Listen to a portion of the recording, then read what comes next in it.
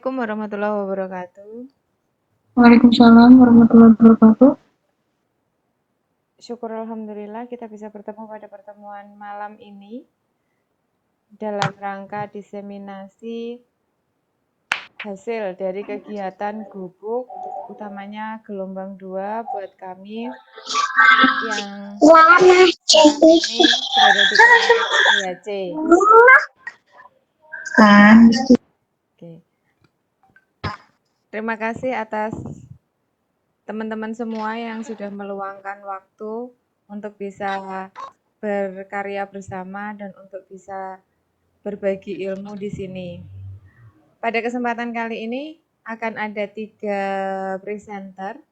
Yang pertama saya nanti akan present lebih awal, kemudian ada Bu Yunani dari SMA Negeri 1 Papar dan ada Bu Firda dari SMA di Mojokerto. Untuk mempersingkat waktu, kita langsung nanti di presentasi yang pertama. Paparan yang pertama dari saya, perkenalkan, saya Ika Mujiwahyuni dari SMK Negeri 2 Kediri, yang pada kesempatan kali ini akan mempresentasikan tentang kolaborasi learning menggunakan Webex. Jadi pada kegiatan Gubuk Jatim Cerdas kemarin di materi yang pertama, kami dari peserta diberikan materi tentang kolaborasi learning menggunakan Webex. Jadi kolaborasi learning untuk meningkatkan pembelajaran secara daring dengan memanfaatkan Webex sampai pada perekaman dan upload di YouTube-nya. Kemudian pada kesempatan itu, jadi pada saat melakukan kolaborasi learning, ada beberapa, sebenarnya tidak hanya Webex yang bisa digunakan. Jadi sejauh ini dalam pembelajaran daring kita bisa memanfaatkan ada Cisco Webex, ada Microsoft Teams, ada Jitsi, ada Google Meet, ada Zoom, yang di samping itu juga kalau kita mau melakukan pembelajaran bersama siswa bisa menggunakan Google Classroom, kemudian baik itu dengan grup WA pun juga bisa, sampai ke Telegram, semuanya bisa, yang penting kita bisa menjangkau anak-anak. Nah, salah satunya yang akan kita bahas di sini spesifik sesuai materi kami kemarin, itu adalah menggunakan Webex.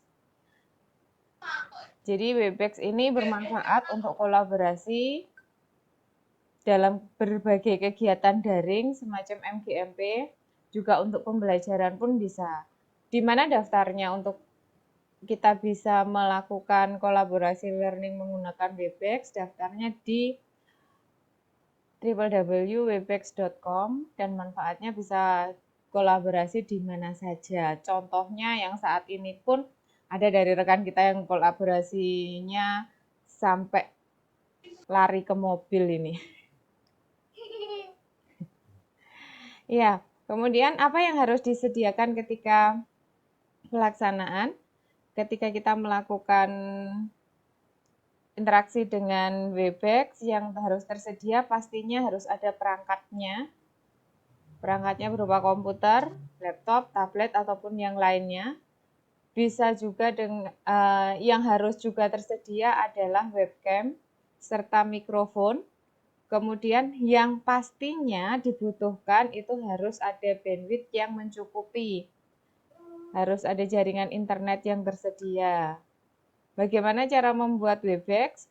Webex dibuat, yang pertama kita daftar dulu. Daftar dulu pada webex.com. Kita bisa klik di Start for Free. Jadi kalau kita sudah masuk di linknya webex.com, nanti akan muncul gambar seperti ini. Oke, kita start for free, kemudian kita masukkan email address-nya. Setelah kita masukkan email address-nya, nah nanti di sini kita memasukkan first name dan last name, sama seperti yang kegiatan-kegiatan lain yang kita ikuti. Hampir sama juga kalau kita ke YouTube ataupun di Facebook pun juga seperti itu. Jadi kita tinggal kasih nama saja. Di sini yang dicontohkan untuk MGTIK SMA di Bojonegoro. Setelah itu kalau kita sudah masukkan first name dan last name, kita klik continue yang ada di bawah ini. Kemudian ada konfirmasi di sini. Konfirmasinya diberikan via email. Ya, jadi silakan nanti kalau sudah masuk di situ kita cek inbox ataupun spam dari email kita. Nah, nanti di situ akan ada link dan kita tinggal klik linknya untuk masuk ke Get Started di Webex.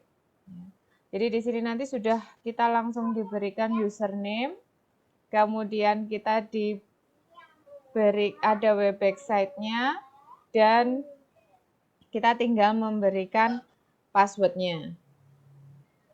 Selanjutnya, kalau sudah ada itu kita klik ke password, kita tinggal bikin passwordnya. Kita harus membuat password dengan aturan yang nantinya ada tersedia di sini. Jadi harus terdiri dari 8 karakter, ada huruf besar, huruf kecil, ada mix, ya ada angka. Nah, itu yang harus dipenuhi. Kemudian nanti kalau sudah tampilan di home-nya link Webex kita akan seperti ini. Jadi tampilan awalnya Webex meeting kita seperti ini. Nah, yang tertulis di sini ini adalah inisial. Inisial yang muncul dari first name dan last name yang kita buat. Ini. Tampilan awalnya seperti itu. Meeting di sini nanti untuk mengagendakan meetingnya kita. Nah, seperti yang kita lakukan saat ini, host di sini biasanya membuat schedule dulu, menjadwalkan meetingnya. Jadi sebenarnya di sini ada dua macam. Di bagian meeting itu ada dua macam, ada start a meeting dan ada schedule. Start a meeting ini bermanfaat untuk melakukan kegiatan meeting yang tidak terjadwal. Jadi sewaktu-waktu kita meeting, kita bisa mengundang rekan-rekan kita. Dengan kita klik di start a meeting ini, nanti akan ada link room meetingnya. Meeting roomnya langsung tersedia dan itu yang bisa kita langsung bagikan. Nah, apa bedanya dengan schedule? Kalau di schedule ini berarti kita menjadwalkan dulu. Menjadwalkan bisa beberapa jam sebelumnya ataupun beberapa hari sebelumnya. Biasanya untuk bisa mendapatkan partisipan yang lebih banyak, harus dijadwalkan dulu untuk dibagikan linknya. Kemudian, ketika kita membuat schedule meeting yang harus diisikan, yang pertama kita harus mengisikan topik meetingnya sesuai dengan apa yang kita mau, meetingnya tentang apa, itu yang harus diisikan. Kemudian password di sini ada password yang otomatis diberikan oleh Webex. Nah, password yang otomatis diberikan oleh Webex ini bisa kita ganti.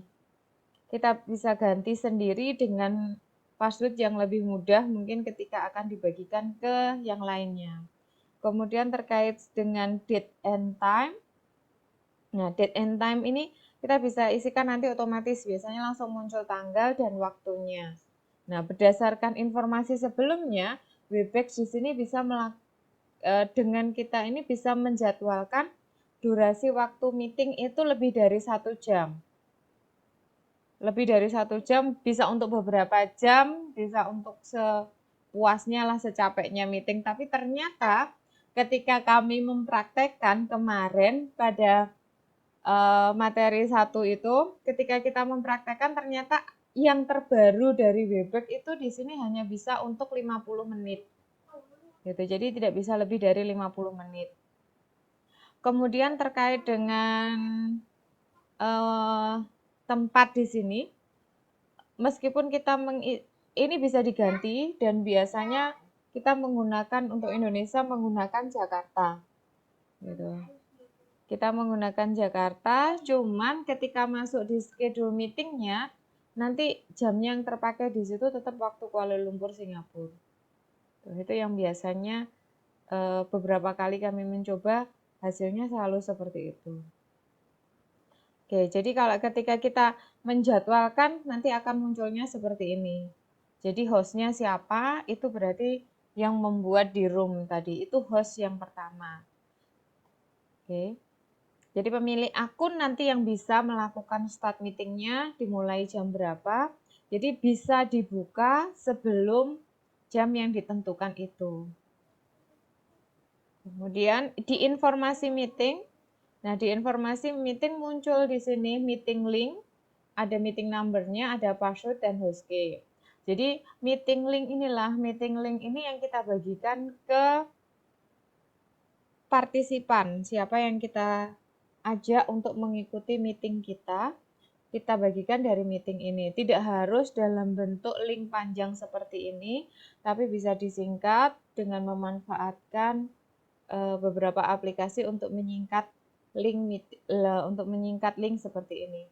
Kemudian meeting number, password ini bisa diberikan jika diperlukan, terutama hostkey. Hostkey ini diberikan untuk mengakses khusus jika room meeting tidak dapat dikontrol dengan baik. Jadi kadang-kadang memang karena terkait dengan jaringan internet perlu kontrol tersendiri di situ. Nah, kemudian cara akses meeting yang lainnya kita bisa lakukan dengan menelepon ke nomor telepon yang disediakan dengan memasukkan akses kode. Nah, itu bisa dilakukan juga. Kemudian bagaimana cara kita memulai meeting? Cara memulai meeting bisa dengan langsung host pertama atau pemilik room yang pertama bisa membuka dulu dan langsung melakukan start meeting. Jadi kita start meeting untuk tampilan awal seperti ini. Jadi di sini hanya ada satu host, hanya ada satu orang di partisipannya, jadi host saja. Kemudian nanti yang lainnya ketika sudah start meeting, untuk partisipan yang lainnya baru bisa masuk. Nah, ini tampilan kami yang dulu. Jadi di sini ada satu host dan 3 partisipan yang mengikuti. Kemudian untuk sharing, jadi nanti di situ akan ada host juga ada presenter. Jadi kita bisa sharing materi seperti yang dilakukan sekarang ini. Bisa sharing materi untuk berbagi, namanya juga untuk kolaborasi learning dalam bentuk daring. Jadi kita harus membagikan materi. Nah, di sini harus yang perlu kita waspadai adalah di bagian share konten ini. Jadi yang kita bagikan itu nanti fokusnya di teks dan image atau di motion dan video. Itu yang harus diwaspadai. Jadi kalau memang materinya itu berupa video ya kita pilih yang kedua. Tapi kalau materinya dalam bentuk PowerPoint atau mungkin PDF ataupun Word, jadi kita masuknya di text and image saja. Di situ. Kemudian nah, ada ada beberapa petugas sebenarnya di sini. Jadi ada presenter, ada host, ada note taker, dan ada closed captionist.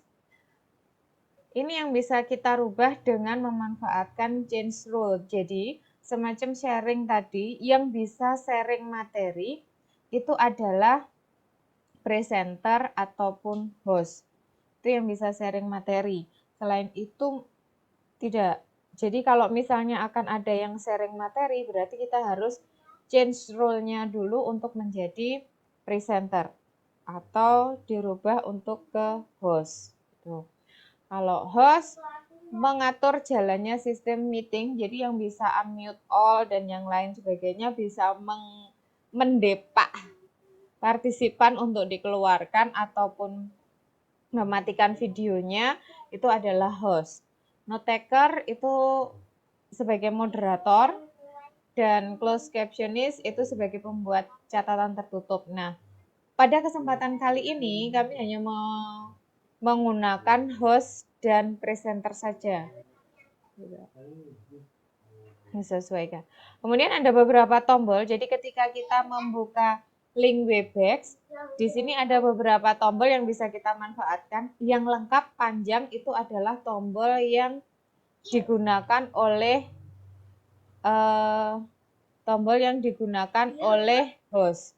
Jadi di sini ada mic, ini mic untuk audio, mute and mute, gitu. Kemudian ada kamera untuk menampilkan dan ataupun menutup, itu untuk kamera. Kemudian share ini hanya ada di host dan presenter, gitu ya. Kemudian ada record ini di host biasanya ya. Kemudian partisipan ini untuk memunculkan peserta meeting, chat di sini untuk melakukan chat dengan peserta meeting. Kemudian ada more option, biasanya ini adanya di presenter. Kemudian ada end or leave meeting. Khusus untuk end or leave meeting di sini, end meeting itu dilakukan oleh host ketika meetingnya memang diakhiri dan semua partisipan selesai. Gitu. Kalau leave meeting di sini bisa dilakukan oleh masing-masing partisipan. Kemudian dalam pembelajaran daring yang salah satu hal yang sangat diperlukan itu adalah perekaman. Jadi tidak selalu masing-masing dari kita bisa menerima secara langsung pembelajaran daring tersebut. Biasanya diperlukan hasil rekaman itu. Nah, untuk perekamannya kita bisa memanfaatkan berbagai aplikasi yang banyak beredar. Ada Filmora, ada Bandicam, OBS Studio, ada Action, ada Debut Video, ada Facetune, ada Screen.o itu ya. Nah, itu bisa dimanfaatkan. Jadi kalau kami peserta Gobuk gelombang 2 kemarin belajarnya memanfaatkan perekaman yang ada di Webex itu tadi dan pengeditan video dengan memanfaatkan Filmora. Kemudian hasil rekamannya tidak selalu dibagikan dalam bentuk video begitu saja. Untuk mempermudahkan akses biasanya diunggah di YouTube. Jadi bagaimana mengunggah di YouTube? Kita masuk dulu di www.youtube.com. Kemudian kita login. Nah, kita pilih icon upload. Kemudian kita masuk di studionya YouTube. Kita pilih file, cari lokasi videonya ada di mana, dan kemudian kita klik open. Nah, yang melatih kesabaran itu ketika kita mengunggah di sini. Jadi di sini kita harus memberikan judul pada video kita, kemudian kita memberikan deskripsi yang biasanya hashtag itu masuknya ke sini semua. Link YouTube mana yang bisa kita bagikan itu ada di sini. Ini ada link YouTube yang bisa dibagikan nanti. Dan di sini yang akan mengunggah nanti. Nah, untuk pengunggahan ini yang butuh semakin besar videonya, maka akan semakin tinggi. Semakin lama nanti proses pengunggahannya ini. Oke. Setelah selesai kita klik di berikutnya. Berikutnya sini kita harus memasukkan detail dari videonya kita. Bisa kita di sini pilihnya di public. Biasanya pilih di public karena harapannya kan video diunggah itu untuk ditonton. Cuman kalau maunya milihnya di pribadi sih it's okay, nggak masalah, dipersilahkan juga. Kemudian Premiere pun juga bisa. Ini link video yang bisa di-copy dan simpan. Yes. Nah, itu setelah disimpan berarti otomatis videonya kita sudah masuk. Mungkin ada pertanyaan dari rekan. Saya tanya untuk jumlah peserta yang dalam satu sesi acara itu dimaksimalkan bisa berapa ya? Ada pilihannya yang 50, ada versi bebek tertentu bisa banyak. Untuk bebek event itu bisa lebih dari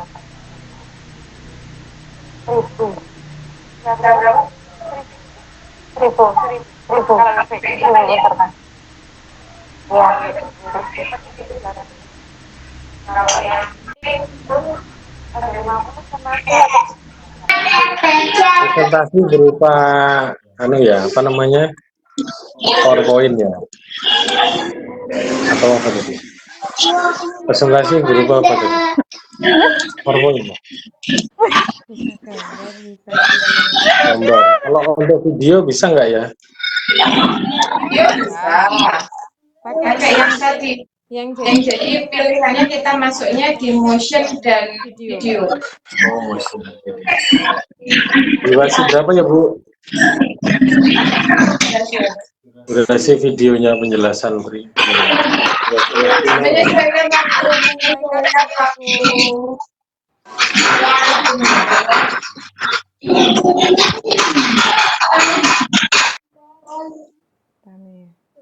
Sudah ya, terima kasih. Demikian tadi presentasi dari saya. Semoga apa yang sudah disampaikan bermanfaat buat kita. Sampai ketemu pada pertemuan berikutnya. Akan dilanjutkan oleh presenter yang lain. Assalamualaikum warahmatullahi wabarakatuh. Waalaikumsalam. Waalaikumsalam warahmatullahi wabarakatuh.